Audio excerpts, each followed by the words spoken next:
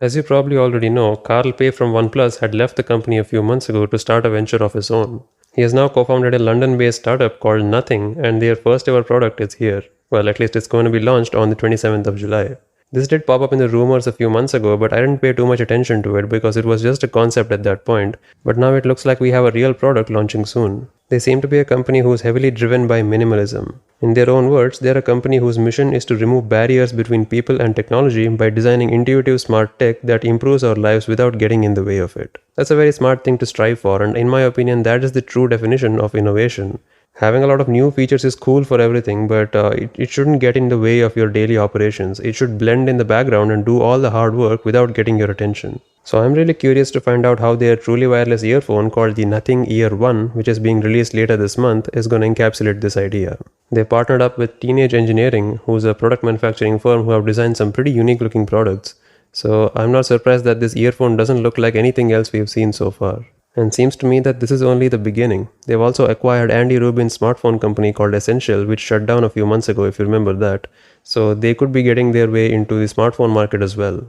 I mean, Carl Pei definitely has some ideas and vision about making a good phone. We saw a change in his perspective when he was working on the OnePlus Nord, where he kind of moved away from the flagship era and he was making a phone that's affordable and does everything. So that was kind of his idea. Basically, it's a device that doesn't get in your way, doesn't cost you a lot of money, and still gets the job done.